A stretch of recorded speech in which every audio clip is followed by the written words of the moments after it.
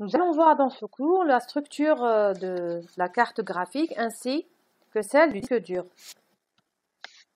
Donc le disque dur est dans un ordinateur car c'est l'organe qui sert à conserver les données d'une manière permanente. Donc voilà à quoi il ressemble de l'intérieur. Donc appelé également mémoire de masse comme on l'a vu dans le précédent cours. Il sert à sauvegarder les fichiers, les données, mais aussi le système d'exploitation et les logiciels que l'on utilise fréquemment. Donc, il existe différentes marques de disques durs que vous pouvez trouver sur le marché. Donc, les plus connus sont la marque Maxtor, Seagate ou bien Western Digital ou bien également la marque Samsung. Alors, ici, on peut voir cette forme circulaire. Donc, cet élément est appelé plateau. Il y a généralement plusieurs plateaux dans un disque dur. Ce bras-là, ou bien cette forme pointue, représente la tête de lecture et d'écriture. Donc, on va voir la structure détaillée du disque dur plus loin. Donc, voilà un disque dur ou bien une représentation d'un disque dur. Les éléments essentiels de l'intérieur. Il y a la tête de lecture qui se positionne sur le plateau. Il y a le disque magnétique, c'est le disque. Le moteur, appelé spindle motor, c'est l'élément qui fait tourner le disque. Le bras de la tête de lecture, appelé actuator, et le moteur du bras, bien sûr, qui fait bouger la tête de lecture. Ici, c'est l'interface qui permet de brancher le disque dur avec la carte mère. Donc, la principale caractéristique d'un disque dur, c'est que les plateaux tournent de façon très rapide, ce qui permet à la tête de lecture de lire les données qui se trouvent sur les plateaux. Donc, est constitué non pas d'un seul disque, mais de plusieurs disques rigides, en métal, en verre ou en céramique, c'est-à-dire la matière par laquelle est constitué le disque dur.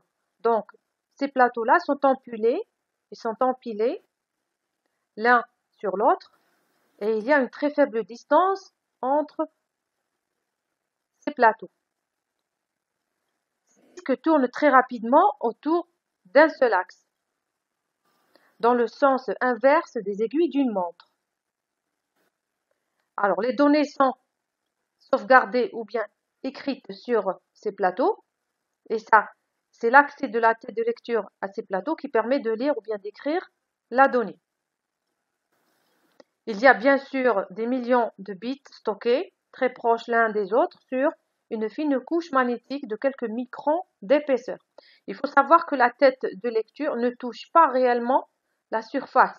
Il y a une petite partie, infiniment petite, qui sépare la tête de lecture de la surface. Alors, en gros, ou bien avec une vue zoomée, vous avez ici plusieurs plateaux, qui sont ceux-là. Les plateaux, l'un à la suite de l'autre, et sur les deux faces, on peut écrire et lire les données. Donc ici, nous avons 4 plateaux, donc il y a 8 faces. Sur chaque face, il y a une tête de lecture qui peut lire ou bien écrire les données. Les plateaux, bien sûr, sont numérotés. Donc, la tête de lecture, qui est celle-ci, elle permet de faire une lecture, c'est-à-dire d'accéder à l'information ou bien de modifier l'information qui se trouve sur le plateau. Donc, physiquement, ces têtes sont des électroaimants qui se baissent et se soulèvent pour pouvoir lire l'information et l'écrire. Lorsqu'il y a une demande de lecture sur un plateau bien défini, donc la tête de lecture se baisse le plateau commence à tourner et les données sont lues. Alors, la vitesse de rotation est estimée à environ 250 km par heure. Donc, c'est une vitesse qui est vraiment assez importante. Alors, les têtes ne sont qu'à quelques microns de la surface. Il y a un petit espace qui sépare la tête du plateau, séparé par une couche d'air provoquée par la rotation des disques qui crée un vent de cette vitesse-là.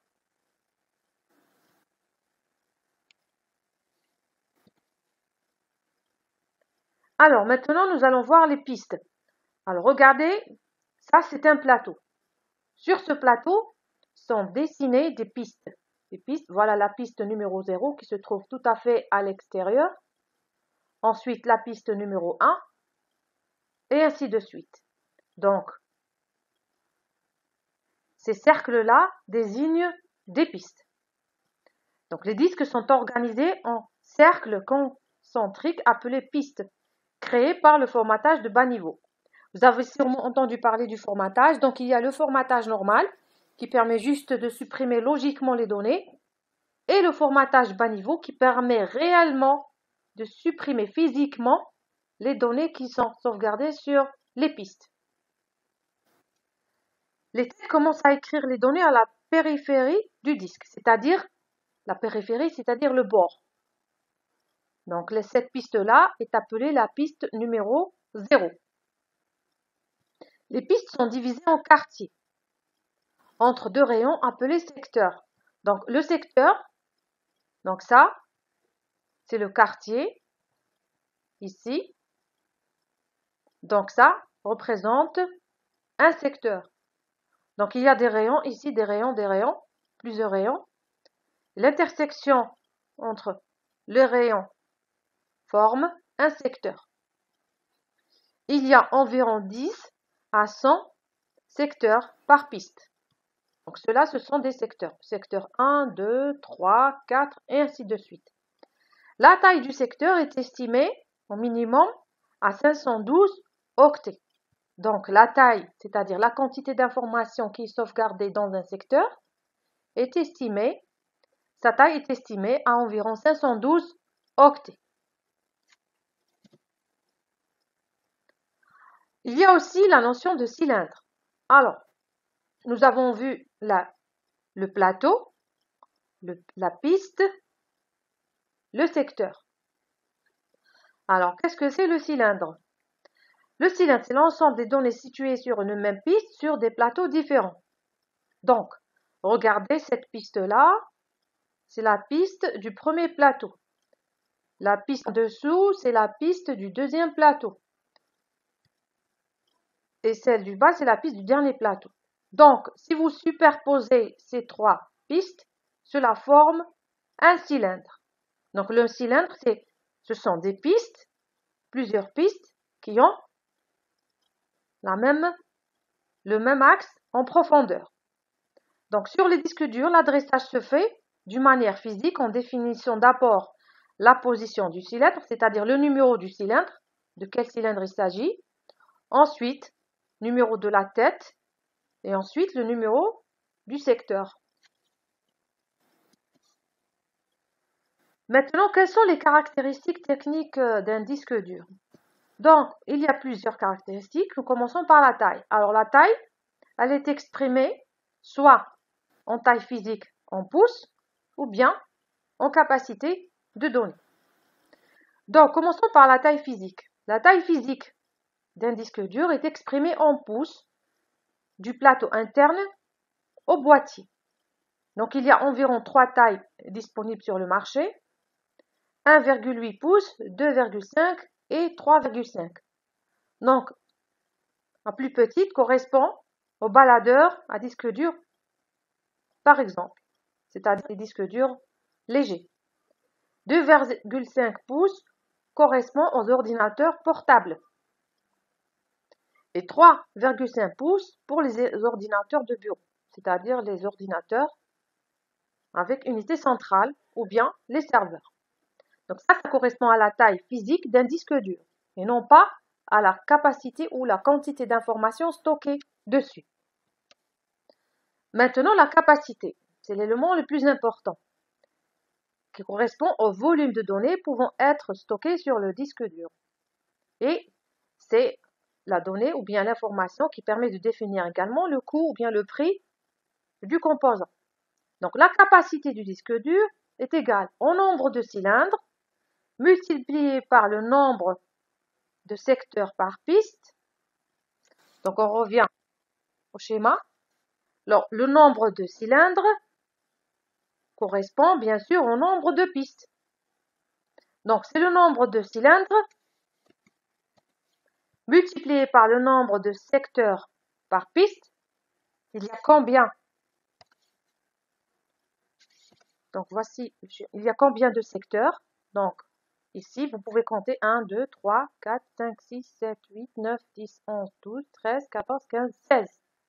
Donc c'est le nombre de cylindres qui correspond au nombre de pistes multiplié par le nombre de secteurs par piste. Donc nous aurons donc toute cette surface avec le nombre de secteurs multiplié par le nombre d'octets par secteur. Donc ça, c'est l'unité de mesure, multiplié par le nombre de têtes. Donc si, par exemple, sur un disque dur ou bien sur un plateau, manque une tête de lecture, donc c'est toute la surface. Donc on revient au schéma. Donc si il y a par exemple une tête qui manque ici, donc c'est toute la surface du plateau qui est perdue. C'est pour cela qu'on multiplie par le nombre de têtes. Donc en résumé, c'est le nombre de cylindres multiplié par le nombre de secteurs par piste, multiplié par le nombre d'octets par secteur, multiplié par le nombre de têtes qui détermine combien de faces accessibles de plateau il y a. Alors voici un exemple. Nous disposons d'un disque dur ayant 1020 cylindres, 63 secteurs par piste, 512 octets par secteur et 250 têtes. S'il y a 250 têtes, cela veut dire qu'il y a 250 faces. Face numéro 1, en dessous face numéro 2, face numéro 3 et en dessous face numéro 4 et ainsi de suite. Cela veut dire qu'il y a donc 250 faces accessibles. Donc il suffit de multiplier ces éléments-là. Le résultat sera environ, donc ce n'est pas exact, environ 8 gigaoctets. Alors on continue avec les caractéristiques techniques. Il y a le taux de transfert ou bien le débit, qui est la quantité de données pouvant être lues ou écrites sur le disque par unité de temps, généralement par seconde. Donc le taux de transfert est exprimé en bits par seconde. Bien sûr, vous pouvez faire la conversion en kilo-octets, en mégas ou autre. La vitesse de rotation. Donc, les plateaux tournent à une vitesse, elle est exprimée en tours par minute et non pas par seconde. Et notée RPM. Donc, c'est le nombre de tours effectués par minute. La vitesse des disques durs est de l'ordre environ de 7200 à 15 000 tours par minute. Bien sûr, plus la vitesse est élevée, meilleur est le débit. Alors, il y a un inconvénient par rapport à la vitesse. Les disques durs qui possèdent une vitesse très élevée, donc il va faire plus de bruit et risque de chauffer plus facilement. Donc, il y a le temps de latence, appelé le délai rotationnel. Donc, ce temps est défini comme étant le temps écoulé entre le moment où le disque trouve la piste, bien sûr parce que la donnée, quand elle se trouve sur un secteur, il faut bien faire une recherche pour y accéder. Donc c'est le temps écoulé entre le moment où le disque trouve la piste et le moment où il trouve la donnée sur la piste, c'est-à-dire de quel secteur il s'agit. Donc le temps moyen que met la tête pour se positionner sur la bonne piste et accéder à la donnée. Il varie entre 5 et 15 millisecondes environ. Et enfin, le temps d'accès moyen C'est le temps que met la tête pour se positionner sur la bonne piste et accéder à la donnée. Donc, il représente le temps moyen que met le disque entre le moment où il a reçu l'ordre de fournir des données et le moment où il les fournit réellement. Donc, bien sûr, dans